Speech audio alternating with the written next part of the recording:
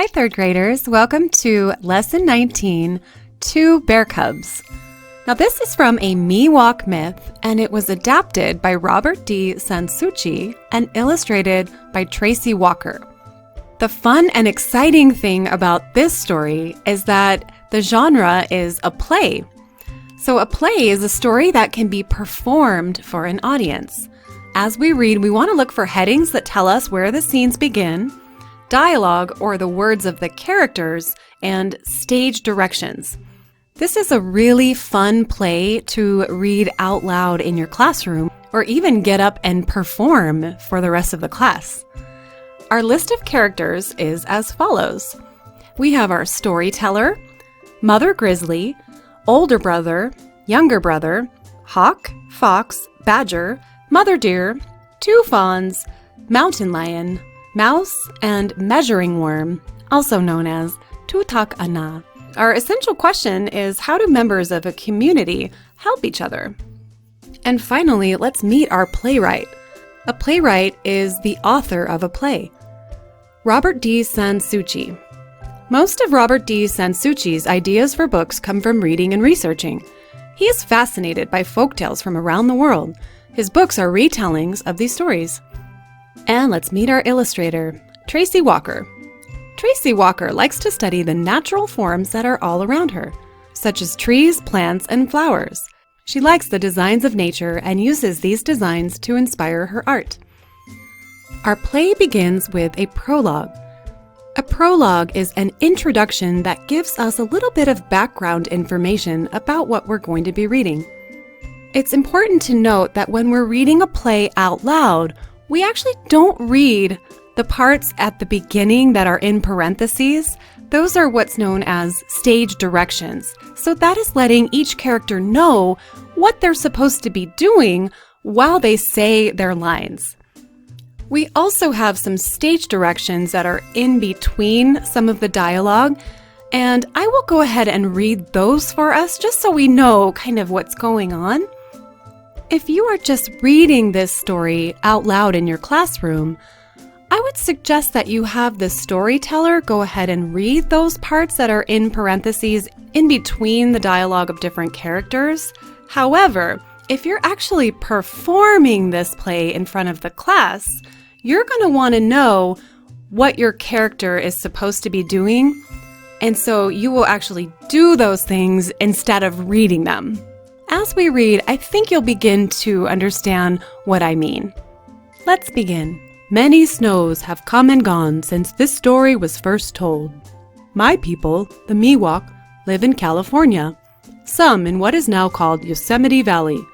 We tell stories of the old days when animal people lived in the valley.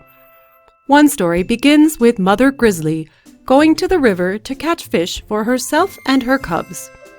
Scene 1. Our setting is a forest and mountain, stage left. Open sky dotted with clouds, stage right.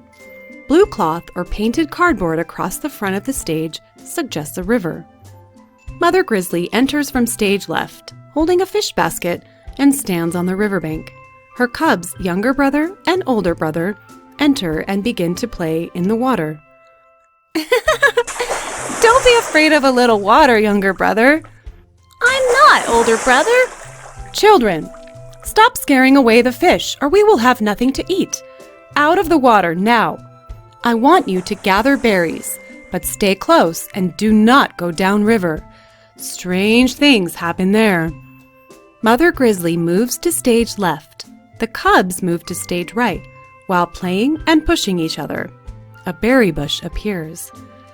Look at these berries. They are so sweet. Taste them. We should take them back to Mother. I have eaten too many. We will bring some back later. Oh, I am full too.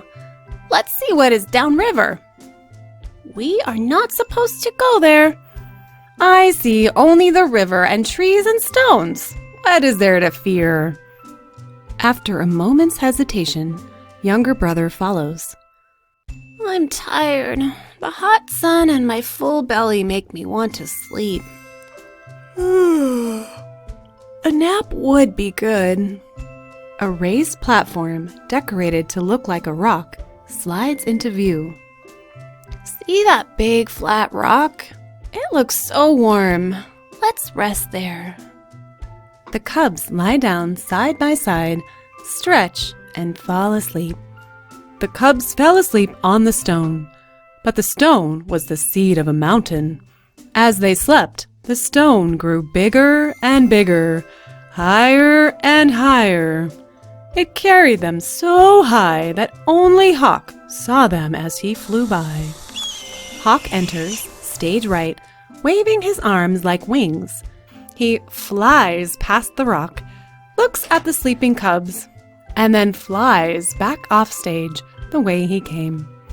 Meanwhile, Mother Grizzly wondered what had become of her cubs. Scene 2. Fox and Badger are on stage, leaning cedar planks against a tent-shaped frame of poles. Older brother, younger brother, Fox, Badger, have you seen my cubs? No, I have been helping Badger build a new home. Neither of us has seen them. We will help you look for them. Fox, Badger, and Mother Grizzly search to the right. Mother Deer and Fawns enter, stage left, and seat themselves, grinding acorns. Fox, Badger, and Mother Grizzly return to stage left and discover Mother Deer and her 2 fawns. Mother Deer, my little ones are missing. Have you seen them? They have not come by while my children and I were grinding acorns, but we will help you find them. Mother Deer and Fawns rise and join the others as they move to stage right and then back again to left. They meet Mountain Lion, carrying a load of firewood. Mountain Lion, we are looking for my lost cubs. I will help you find them. All move to stage right, while Mouse enters from left and sits. Mouse is weaving a basket. The group at stage right moves left and meets Mouse. Mouse, have you seen my cubs? We have searched everywhere for them. We have looked in hollow logs and caves and in the berry patch and the honey tree. No, but I will help you. Perhaps they went downriver. I warned them not to go there. Sometimes our little ones do not listen very well. I agree that we should look downriver. The animals on stage move slowly toward the mountain. Look, everyone. There is a mountain where there was only a stone before. All slowly raise their heads as they scan the mountain from base to summit. As they do, Hawk enters as before, flapping his wings. I see Hawk. Hawk, have you seen my lost cubs? They are asleep on this strange new mountain. Please fly to my children, wake them, and help them find their way down. Hawk pantomimes flying toward cubs and being blown back by mountain winds. After several tries, he speaks to those below. The wind will not let me reach your little ones. Someone will have to climb up and rescue them. One by one, the animals tried to reach the cubs. Mother Grizzly tried several times, but always tumbled back. Mouse jumped from stone to stone, but quickly got scared and jumped back down. Badger climbed a bit higher. Mother Deer a little bit higher. Fox did even better. But none succeeded. Even Mountain Lion failed. When Mother Grizzly sees this, she begins to weep. The other creatures gather around to console her. Unnoticed by them, Measuring Worm enters. Mountain Lion, you are the best climber and were my best hope. There is no one now who can save my cubs. I will try. The other animals turn and stare at him, and then all except Mother Grizzly begin to laugh. Foolish Measuring Worm, do you think you can do what the rest of us have failed to do? Tutak Ana, your name is longer than you are. My people call Measuring Worm Tutak Ana, which means little curl stretch. He moves by stretching, too, then curling, tuck, the way a caterpillar moves. I welcome your help. Measuring Worm begins to climb, all the while crying, "Tuck, tuck." The other animals sit, staring at the mountain, watching as the worm stretches and curls in a climbing motion. Toot-tuck! Toot-tuck! Scene 3. In time, Measuring Worm climbed even higher than Mountain Lion. He climbed so high that the animals below could no longer see or hear him. Sometimes he would grow afraid and stop when he saw how high he had climbed and how much higher he had to go. Then he thought about poor Mother Grizzly, so worried at the bottom of the mountain. He thought about the cubs in danger at the top.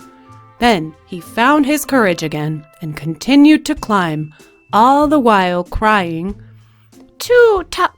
Toot-tuck! Toot-tuck! Storyteller exits as Measuring Worm finally crawls onto the rock. He bends over the 2 sleeping cubs and calls, Wake up! The cubs are drowsy as they wake and stretch and yawn. Younger brother, something terrible has happened. Look how high we are. We are trapped here. We will never get back to our mother. The cubs begin to cry. They have forgotten Measuring Worm. Do not be afraid. I have come to guide you safely down the mountain.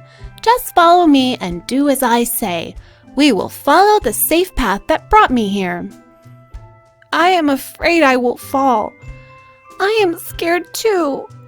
Surely Mother Grizzly's children are not so afraid, for she is the bravest creature in the valley. We are grizzlies. We are brave. We will follow you. They pantomime following a safe path in single file, with Measuring Worm leading, older brother following, and younger brother behind. Below, Fox suddenly spots something, stands up, and peers more closely. Mother Grizzly, look! Measuring Worm is guiding your cubs down the mountain. All animals look where Fox is pointing. Be careful, my children! Trust Measuring Worm. He has brought them safely this far. He will not fail you now. The animals continue to watch. They slowly lower their gaze to follow the climbers as they come down the mountain. At last, the cubs and Measuring Worm make a final leap from the mountain to the ground. The cubs run to their mother. Mother Grizzly gives them a big hug. Then she pushes them away and shakes her finger at them. Both of you have been very naughty. Look at the trouble and worry you have caused us all. You did not listen to me and went where you were not supposed to go. I'm sorry. I won't do it again. I will never disobey you again. Be sure that you remember what happened today. But do not cry, little ones. It has all ended well, thanks to the help and courage of Measuring Worm. The animals gather around Measuring Worm and congratulate him.